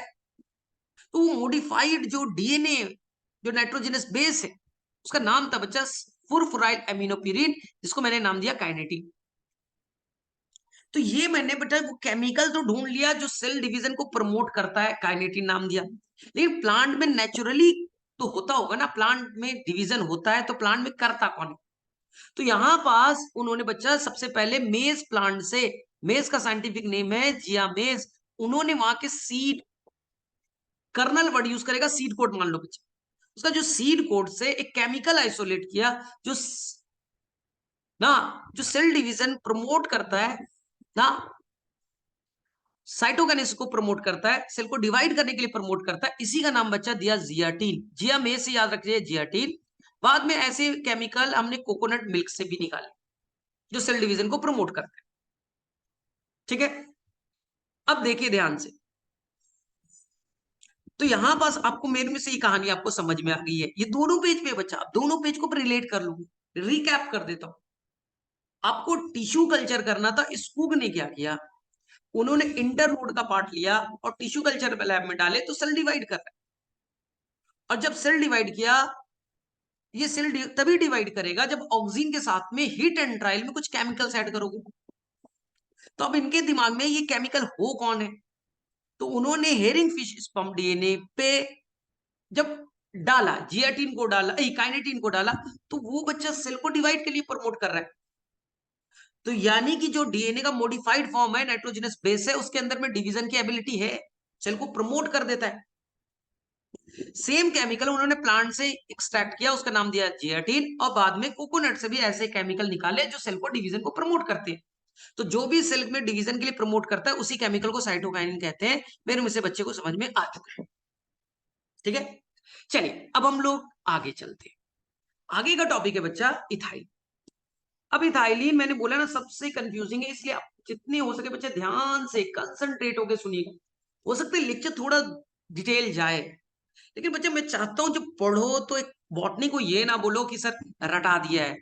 नहीं बच्चा, कॉन्सेप्ट कॉन्सेप्ट रहेगा ना तो एग्जाम तक नहीं भूलो। चलिए मैं एग्जांपल दे रहा हूं। इथाइलिन बच्चा आप ऐसे समझिए कि आप अपने घरों में देखते हो, अपनी मम्मी को देखोगे, सुबह में उठती है बच्चा, जब उन्होंने ढेर सारा जहां पर पोटैटो को स्टोर किया, आलू, तो वहां पर कुछ चुनती है। जो आलू सड़ वड़ गए हैं बच्चा, उनको हटाती है वहां से, या तो बाहर रख दिया या तो फेंक दिया। प्याज में भी देखते होगे, फ्रूट सेलर बच्चा सुबह में उठता है और ऐसे सेब को जो पक गया है, ओवर राइपेंड हो गया है, उनको हटाता है, पेटी से अलग कर देता है। देखा है आपने? क्यों? क्योंकि एनसीईआरटी लिखता है बच्चा जो ओवर राइपेंड है, यानी जो सेनेसेंस में जा रहे हैं, राइपनिंग में जा रहे हैं।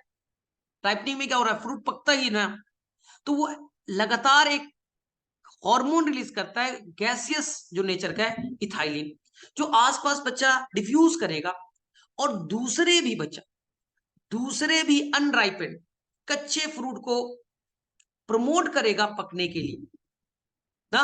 इसलिए आपके एनसीईआरटी में बच्चा जब एक्सपेरिमेंटल पार्ट में दिया है, डिस्कवरी में दिया है कजन्स करके, तो उन्होंने क्या लिया कि एक मैंने ओवर राइपेंड ऑरेंज ले लिया, पका हुआ सड़ा हुआ जो, और उसके साथ में बच्चा मैंने क्या रख दिया? अनराइपेंड ऑरेंज।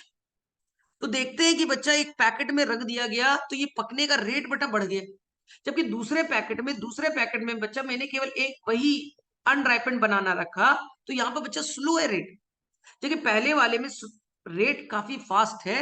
उसका रीजन है कि जो सेनेसेंस में जा रहा है, जो पक गया है, टिश्यू का डेथ हो रहा है, वो लगातार एक वोलाटाइल, एक गैसेस हार्मोन रिलीज कर रहा है, जिसे अनराइपेंड के केस में राइपनिंग बटा बड़ा फास्ट हो गया था।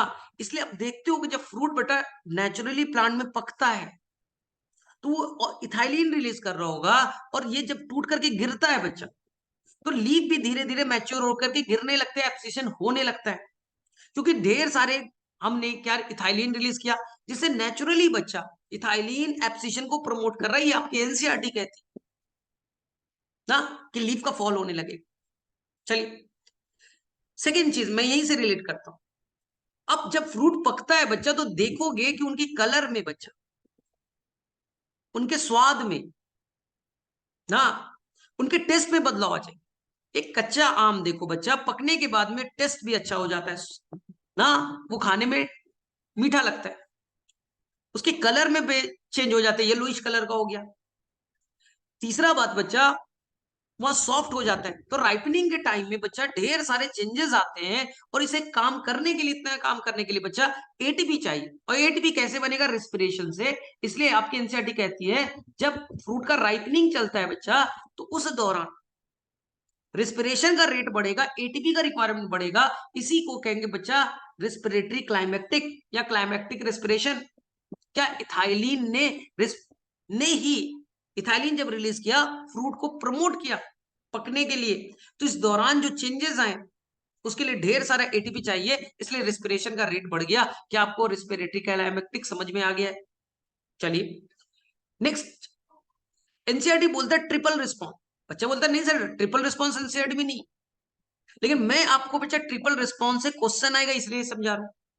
मान लो बच्चा ऊपर में ये बच्चा मिट्टी है ना, हार्ड है, हार्ड मिट्टी है, और आपने एक डाइकॉट सीडलिंग लगा दी। डाइकॉट बच्चा, डाइकॉट सीडलिंग किसे कहते हैं बच्चा? जब सीड से प्लीम्यूल रेडिकल थोड़ा इलोंगेट हो जाए ना, इसे बच्चा सीडलिंग कहते हैं। प्लीम्यूल रेडिकल इज द प्लीम्यूल। अब प्लीम्यूल के टिप पे बच्चा, प्लीम्यूल के टिप पे क्या है? यहाँ पर बच्चा मेरिस्मेटिक सेल है, जो डिवाइड करेगा और पूरे प्लांट का फॉर्मेशन यही करेगा। अब प्रॉब्लम क्या है कि ऊपर में हार्ड मिट्टी है और ऊपर से जाके टकराएगा।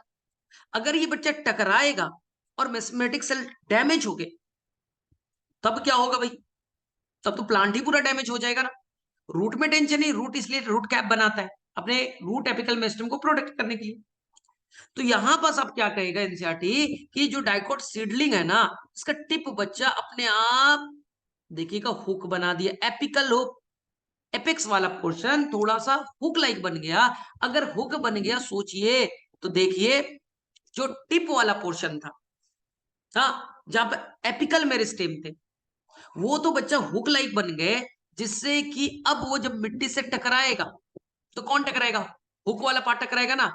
तो जो मेरिस्मेटिक सेल थे, टिप वाला पोर्शन तो बचा लिया। सेकेंड बोलता है स्वेलिंग ऑफ एक्सिस, ये बच्चा एक्सिस को स्वेल कर दो। अगर ये स्वेल हो जाएगा, ज्यादा स्वेलिंग हो गई, हार्ड हो गया, तो मिट्टी से बच्चा टकरा करके टूटने का डर से बच गया ना। एक्सिस मोटा हो गया, मिट्टी से अब टकराएगा तो नुकसान कम होंगे। हुक बना लिया, जिससे एपिकल पार्ट बच गए।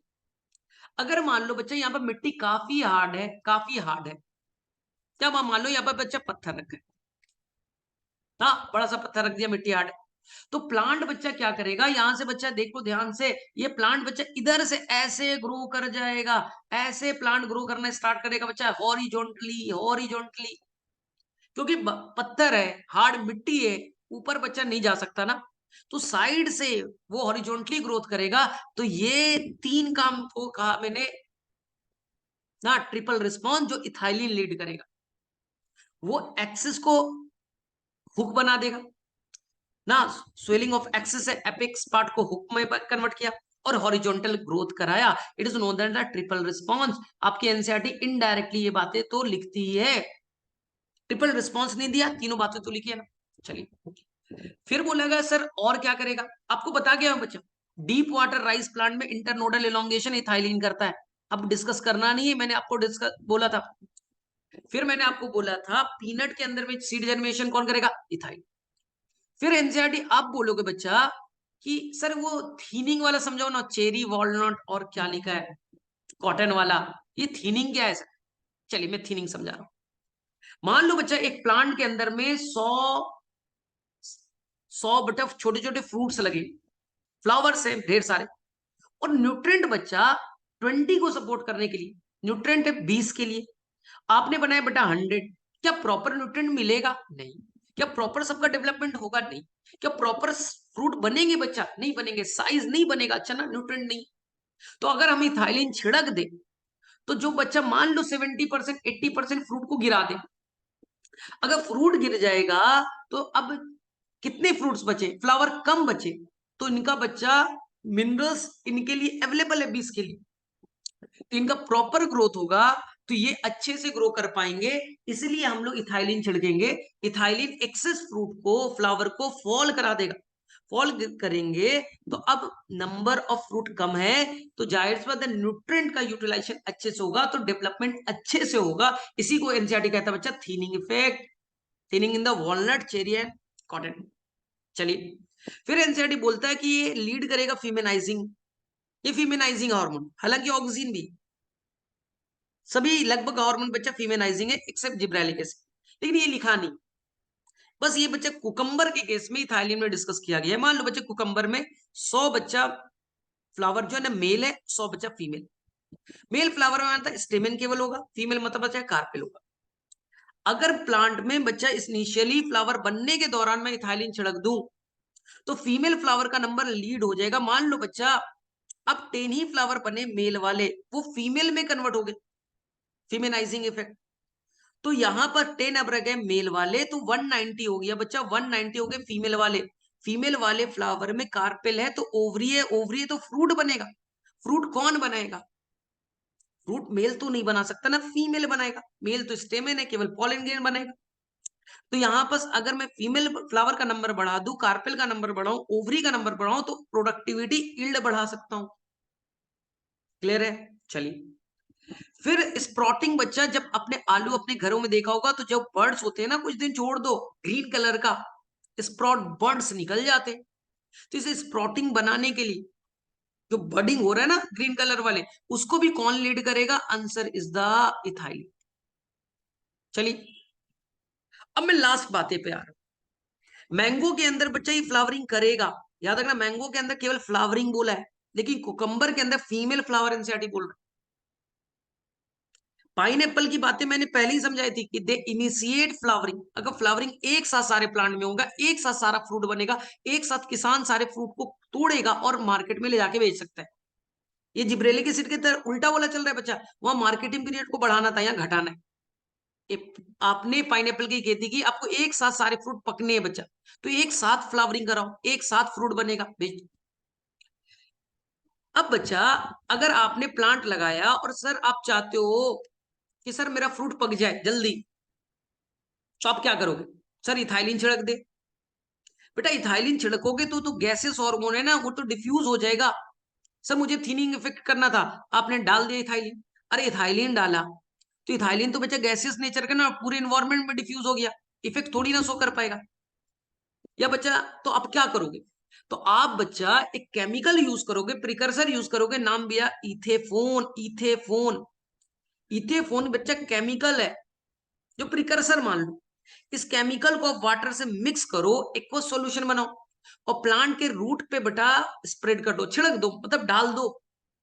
धीरे धीरे इस एक्वस केमिकल को, इथेफोन को प्लांट एब्जॉर्ब करेगा और धीरे धीरे स्टेम में, लीफ में स्प्रेड होंगे।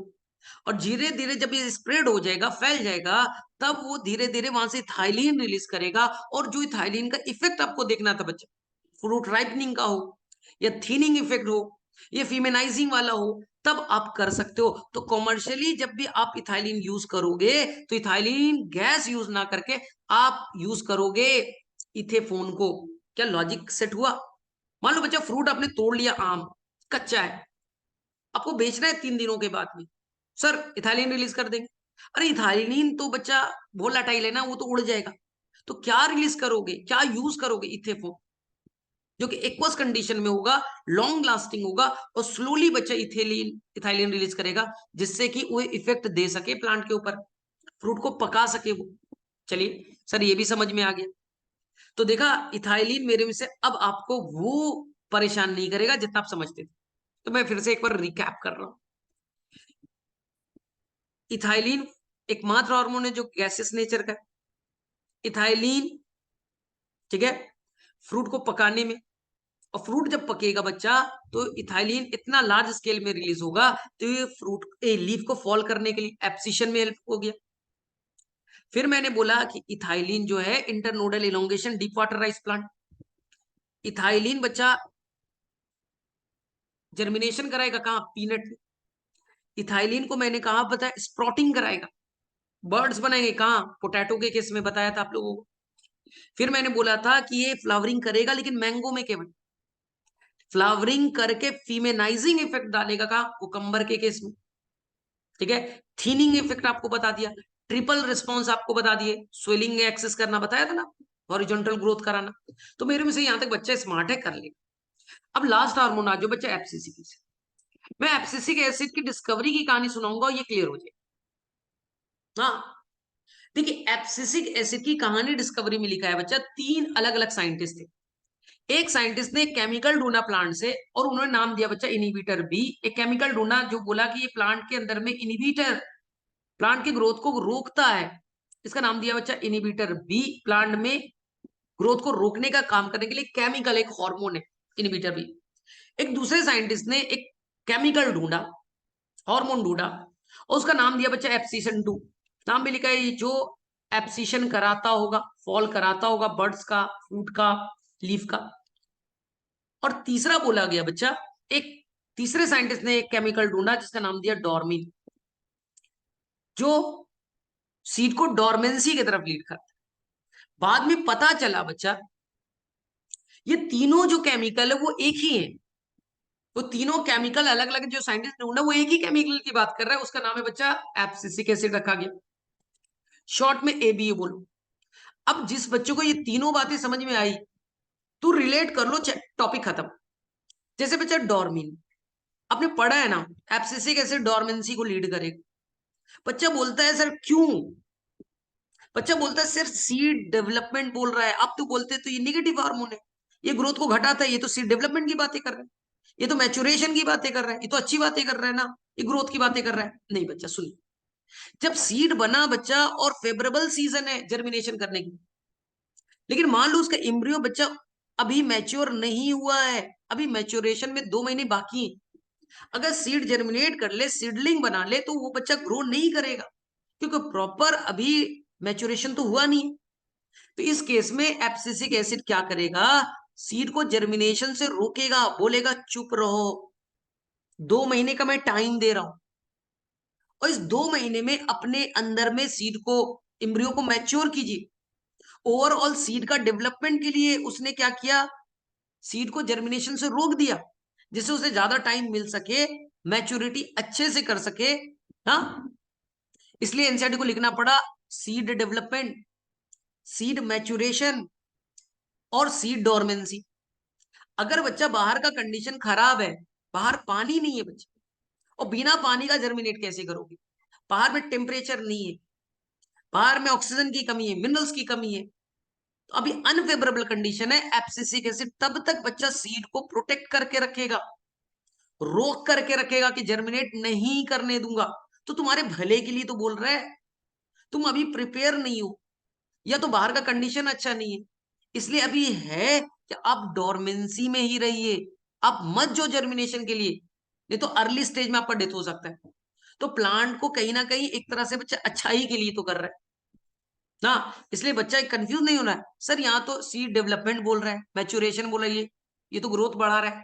तो ये बच्चा वो टाइमिंग को लेकर के बोल रहा है कि अगर वो मैच्योरिटी में नहीं तो मैच्योर करने के लिए टाइम को बढ़ा दे। चलिए दूसरा बच्चा बोलते इसे स्ट्रेस हार्मोन है। अगर मान लो बेटा गर्मी का टाइम है, पानी ना के बराबर है मिट्टी में, लेकिन गर्मी ज्यादा है तो ट्रांसपिरेशन भी तो ज्यादा है ना, और पानी ज्यादा निकल रहा है, तो प्लांट के लिए स्ट्रेसफुल कंडीशन, बॉडी में है नहीं और निकल बहुत ज्यादा रहा है, हजारों लीफ है, लाखों लीफ से पानी निकल रहा है बच्चा। अगर इतने लार्ज स्केल में पानी निकलेगा तो प्लांट के लिए स्ट्रेसफुल कंडीशन है, तो यहां पर एब्सिसिक एसिड आएगा, स्टोमाटा को क्लोज कर देगा, स्टोमाटा बंद हो गया, स्टोमाटा बंद हो गया। अगर स्टोमाटा बंद तो वाटर लॉस रुक जाएगा ना, वाटर लॉस तो रुक गया, क्या प्लांट को स्ट्रेसफुल कंडीशन से बचा लिया। हाँ नुकसान हुआ, स्टोमाटा बंद तो CO2 की एंट्री नहीं होगी, तो फोटोस नहीं होगा, फोटोस नहीं होगा तो प्रोडक्टिविटी पे तो असर पड़ा, ग्रोथ को तो घटाया ही, लेकिन उस दौरान उस टाइम के लिए तो बचा लिया आपका लाइफ को। चलिए सर कितने देर तक स्टोमाटा रोकेगा बंद करके, चलो मैं लीफ ही गिरा देता हूं, ना रहेगा लीफ ना स्टोमाटा ना होगा वाटर लॉस, होता है ना ऑटम सीजन, करा दिया। फ्रूट्स बन गए, उनको तोड़ करके नीचे गिरना है, बर्ड्स फ्लावर नीचे गिरने, कौन है बच्चा, एब्सिसिक एसिड। देखते हो प्लांट बच्चा जब हार्वेस्ट कर लिया, किसान आया उसके ग्रेन्स को तोड़ के ले गया, तो जो बचे हुए डंठल रह गए बच्चा अपने आप सड़ने गलने लगते हैं, एब्सिसिक एसिड सेनेसेंस कर रहा है, डेथ, नेचुरल डेथ की तरफ ले जा रहा है, कौन बच्चा, एब्सिसिक एसिड। तो आपको एब्सिसिक एसिड में याद रखना है, डोरमेंसी समझा दिया, एब्सिशन से रिलेटेड बातें समझा दी, ग्रोथ को रोकना है, स्टोमाटा बंद करने की, और ये बच्चा डोरमेंसी को बढ़ाता है, यानी जर्मिनेशन को रोकने का काम कर रहा है। क्या एंटागोनिस्टिक वाला तो पहले ही डिस्कस कर दिया था, ये जिब्रेलिक एसिड के उल्टा काम करने वाला एंटागोनिस्टिक, क्लियर है। चलिए तो मेरे में से आपके हॉर्मोन्स पार्ट आपको बच्चा अच्छे से मैंने क्लियर कर दी। बच्चा बोलते हैं सर वो वाला बताओ ना, वो डिस्कवरी वाला ऑक्सीजन वाला सर फिगर समझ में नहीं आता, जो FW वेंट और डार्विन वाला, बस वही समझने वाला है बच्चा, फिर एंड करते ना, ध्यान से। फिर मैं आपसे 10 क्वेश्चन पूछूंगा, चलिए 20 पूछूंगा, आज 20 करते क्वेश्चन, लेकिन ईमानदारी से आंसर दीजिएगा 5 मिनट्स के टॉपिक के बाद। देखिए बच्चा, एनसीईआरटी बोला डार्विन एंड डॉर्विन, डार्विन वही बच्चा जो इवोल्यूशन पढ़ते हो, चार्ल्स डार्विन, और उनके बेटे बेटा फ्रांसिस डार्विन, इन दोनों ने मिलकर के एक सीरीज ऑफ एक्सपेरिमेंट की, किस पे बच्चा, कैनेरी ग्रास। जब उन्होंने लाइट डाला तो बच्चा जो कॉल्यूप्टाइलेस, वही सीडलिंग है बच्चा, जो अभी वही निकला है प्लीम्यूल, तो वो बच्चा बेंड हो गया लाइट की तरफ, इसी को कहा बच्चा फोटोट्रोपिज्म। लाइट डाला तो लाइट की तरफ मूवमेंट करता है, फोटोट्रोपिज्म। तो एक्सपेरिमेंट, सीरीज ऑफ एक्सपेरिमेंट को आप ध्यान सुनिएगा। तो ये उन्होंने क्या किया, ये बच्चा ये सिडलिंग लिया, और सिडलिंग का ये बच्चा कॉल्यूप्टाइल है, ना। और यहाँ पर बच्चा मैंने यूनिलैटरल लाइट दिया है। यूनिलैटरल कहने का मतलब बच्चा एक साइड से देंगे, यानी इधर से कोई लाइट नहीं, यहाँ कोई लाइट नहीं, इधर कोई लाइट नहीं है, नहीं है, नहीं है, इधर भी लाइट नहीं है। मैंने बस एक छोटे से पोर्शन पे लाइट अप्लाई किया, तो लाइट देने पे ये बच्चा थोड़ी देर में आपको ऐसा लगेगा कि लाइट की तरफ मूव करेगा। इसी को कहा बच्चा फोटोट्रोपिज्म।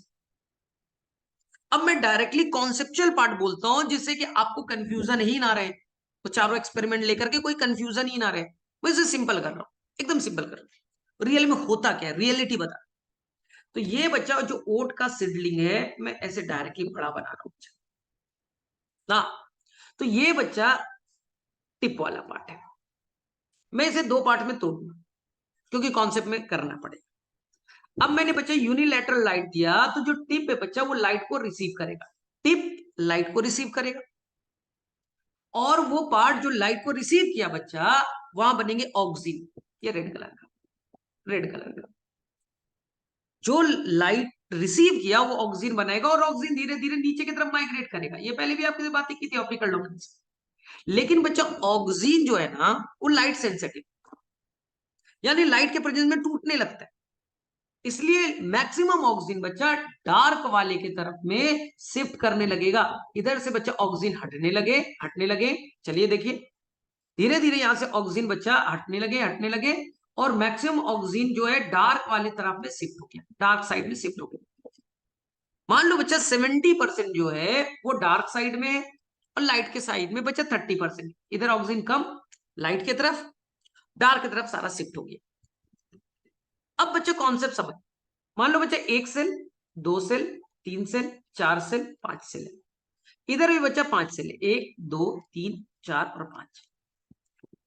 ऑक्सीजन बच्चा सेल के अंदर इंटर करेगा, और उसको स्ट्रेच करके लंबा कर देगा, सेल इलोंगेशन। याद रखना, ऑक्सीजन बड़ा इंपॉर्टेंट, सेल इलोंगेशन। स्ट्रेच करके, खींच करके लंबा कर दिया। तो ये लंबा करने से क्या होगा, देखिए अब ये बेंडिंग क्यों हुआ। अब कॉन्सेप्ट पे आओ बच्चा, कॉन्सेप्ट पे आओ। ये तो मैंने स्टार्टिंग वाला पार्ट मैंने टिप ले लिया था, छोड़ दो टिप, और ये मैंने डार्कर साइड बोला था। देख लीजिए, ध्यान सुनिए। तो जो बच्चा डार्कर साइड थे, वहां पर सेल ज्यादा इलोंगेट हुए। एक सेल, दो सेल, तीन, चार और पांच। सेल ज्यादा इलोंगेट हुए बच्चा, कर्वेचर ज्यादा बना। जो सेल बच्चा लाइट के तरफ थे, जिधर से ऑक्सीजन मूव कर गया, क्योंकि ऑक्सीजन सेंसिटिव था। देख लीजिए यहाँ पांच सेल। तो यहां पर बच्चा कर्वेचर कम बने, क्योंकि सेल का इलोंगेशन कम हुआ, डिफरेंशियल इलोंगेशन हुआ। एक तरफ इलोंगेशन ज्यादा, कर्वेचर ज्यादा, और एक तरफ कम। तो सोचिए, इलोंगेशन इधर ज्यादा है तो वो इधर मूव कर जाएगा ना। तो क्या आपको कॉन्सेप्चुअल पार्ट समझ में आया? रिकैप करता हूं। टिप ने लाइट को रिसीव किया, और लाइट रिसीव करने के बाद में टिप ने ऑक्सीजन बनाया, जो नीचे माइग्रेट कर गया। लेकिन जिधर लाइट है वो सेंसिटिव है, उधर टूटने लगा, वो सारे शिफ्ट करने लगे डार्क साइड। तो डार्क साइड में नंबर ज्यादा, तो उधर के सेल में एंट्री ज्यादा, सेल का इलोंगेशन ज्यादा, कर्वेचर ज्यादा, और एक तरफ लाइट की तरफ कर्वेचर कम। डिफरेंस आ गया कर्वेचर बनाने में, सेल के इलोंगेशन में। तो आपको यूनिडायरेक्शनल एक तरफ वो लाइट की तरफ बेंडिंग शो कर देगा। अब सेकेंड एक्सपेरिमेंट में एनसीईआरटी ने क्या किया है बच्चा, ये देखिए, ये टिप को उन्होंने रिमूव कर। अगर मैं टिप को ही काट दूं, सोचो बच्चा, टिप को काट दूं, अब मैं लाइट दूं। अगर मैंने टिप को कट कर दिया है, अगर टिप बेटा कट कर दिया, तो ऑक्सीजन बनेगा नहीं, सेल का इलोंगेशन होगा नहीं, कर्वेचर बनेगा नहीं, मूवमेंट होगा नहीं। बोले सर ठीक है, समझ में आ गया। तीसरे फिगर में देखिए, तीसरे फिगर में मैंने बेटा टिप को रहने दिया है, लेकिन मैंने एक डार्क कलर के कपड़े से या पेपर से बच्चा कवर कर दिया है। ओपेक नहीं है, नॉन ट्रांसपेरेंट है। ट्रांसपेरेंट नहीं बेटा, नॉन ट्रांसपेरेंट है। टिप है, एपेक्स है, मैंने डार्क से कवर किया, जो कि नॉन ट्रांसपेरेंट। अब मैंने लाइट दिया बच्चा, तो लाइट अब टिप तक पहुंचेगा नहीं, ऑक्सीजन बनेगा नहीं, इलोंगेशन होगा नहीं, कर्वेचर होगा नहीं, फोटोट्रोपिज्म होगा नहीं। क्या थर्ड फिगर एनसीईआरटी का क्लियर? चौथा फिगर बच्चा बोलता है सर ये ब्लू कलर का क्या बना है, सॉल्यूशन तो समझ में नहीं आ रहा मुझे। ये ब्लू ब्लू कलर का क्या बना है, ये तो क्लियर नहीं है ना। नई एनसीईआरटी, नई एनसीईआरटी के फिगर को देखिए, तो मैं उन्होंने कर्वेचर बनाया है, लाइट की तरफ मूवमेंट करते हुए दिखाया बच्चा। उसका रीजन क्या है कि इस बार जो मैंने कवर किया है बच्चा वो ट्रांसपेरेंट है, ओपेक है। लाइट दोगे तो लाइट वहां तक पहुंचेगा बच्चा, लाइट वहां तक पहुंचेगा। और लाइट जब पहुंचेगा, जब लाइट पहुंचेगा तो ऑक्सीजन बनेगा, और ऑक्सीजन बनेगा तो सेल का इलोंगेशन होगा, कर्वेचर होगा, तो फोटोट्रॉपिक मूवमेंट शो करेगा। सर ये क्या है, ये ब्लू वाला जो ये सॉल्यूशन है क्या, कुछ भूल जाए, इसका कोई एक्सप्लेनेशन नहीं, किसी बुक में कुछ भी नहीं। कुछ बच्चे क्लेम करेंगे इस पढ़ाने पे कि सर मेरे बुक में जो ग्रीन कलर का कैप बना है, सर दोनों जगह ग्रीन कलर का ही बना है, दोनों जगह तो नॉन ट्रांसपेरेंट है ना। लेकिन नई एनसीईआरटी में बच्चा एक जगह उन्होंने बनाया है ट्रांसपेरेंट, फोर्थ वाले में, जहां लाइट पहुंचा, ऑक्सीजन बने, इलोंगेशन हुआ, कर्वेचर बने। आई बात समझ में? ये ब्लू वाले कलर का कोई कॉन्सेप्ट। तो मेरे में से बच्चा कॉन्सेप्चुअली आप क्लियर हो चुके हो, तो मुझे अब बताइएगा। हाँ मैंने क्वेश्चन बोला था पूछने के लिए, चलिए क्वेश्चन में पूछता हूँ। चलिए मैं आपसे पहला क्वेश्चन आपसे पूछता हूँ। एक मिनट, बाद में बच्चा एक साइंटिस्ट आए थे F.W. वेंट। इन्होंने बच्चा ओट सीडलिंग पे, कैनरी ग्रास पे नहीं बच्चा, ओट सीडलिंग पे पूरा डिटेल से एक्सपेरिमेंट को बढ़ाया, और उन्होंने ये केमिकल बच्चा आइसोलेट किया जो टिप से बने थे, उसको प्यूरिफाई किया और उसी का नाम ऑक्सीजन दिया। टर्म ऑक्सीजन बोले F.W. वेंट, आइसोलेशन बोले बच्चा F.W. वेंट। यानी रियल में पूरा क्रेडिट जो गया किसके पास गया, F.W. डार्विन ने बस ये बताया कि लाइट देते हैं तो मूव करता है, इसका मतलब टिप को काटा तो मूव नहीं किया, यानी टिप में कुछ इन्फ्लुएंशियल केमिकल बन रहे। जब मैंने कवर कर दिया, मैंने डार्क पेपर से, तो लाइट वहां पहुंचा नहीं है, यानी लाइट एसेंशियल है। चौथे में मैंने ओपेक कर दिया, लेकिन उन्होंने कभी ये केमिकल के बारे में नहीं बताया। रियल में केमिकल को ढूंढा, नेमिंग किया किसने, F.W. वेंट ने। किस प्लांट पे बचा, एविना, इसलिए नाम आएगा एविना कर्वेचर बायोटेस्ट। ये एक बार नींद में क्वेश्चन भी पूछा था, हालांकि एनसीईआरटी में ये वर्ड नहीं है। एविना सतावा ओट सीडलिंग पे काम किया था। चलिए अब क्वेश्चन पूछता हूँ। चलिए ये मुझे बताइए बच्चा, कौन सा ऐसा हार्मोन है जो कि निगेटिव है ना, कोई और निगेटिव काम करता है? आंसर दीजिए सर, बड़ा आसान है, एब्सिसिक एसिड। कौन सा हार्मोन है बच्चा जो गैसियस है, वोलेटाइल नेचर का? कौन सा हार्मोन है जो बच्चा काउंटर अटैक करता है, काउंटर फेंक देता है एपिकल डोमिनेंस को? चलिए, कौन सा हार्मोन है बच्चा जो पाइन एप्पल के अंदर में फ्लावरिंग को इनिशिएट करता है? कौन सा हार्मोन है बच्चा, ये बताइए, जिसका यूज करते हैं हम लोग एपिकल डोमिनेंस पे? चलिए, कौन सा हार्मोन है जो ट्रिपल रिस्पॉन्स देता है? चलिए बताइए आप, पांचों में से कोई तो होगा। कौन सा हार्मोन है बच्चों जो मेनली सेल डिवीजन के लिए प्रमोट करता है, रिच मैन लैंग इफेक्ट देता है, न्यूट्रिएंट मोबिलाइजेशन को बढ़ाता है, जिससे कि सेनेसेंस को कम कर सके, एजिंग को घटा सके? बताइए हार्मोन का नाम। कौन सा हार्मोन है जो सीड जर्मिनेशन के लिए प्रमोट करता है? चलिए, कौन सा हार्मोन है जो डेसिकेशन से बचाता है? बताइए। चलिए, कौन सा हार्मोन है जो रूट फॉर्मेशन कराता है? ये डेंजरस क्वेश्चन है, बताया था। चलिए, कौन सा हार्मोन ऐसा है जो पार्थेनोकार्पी को लीड कर रहा है? एनसीईआरटी में बताइए।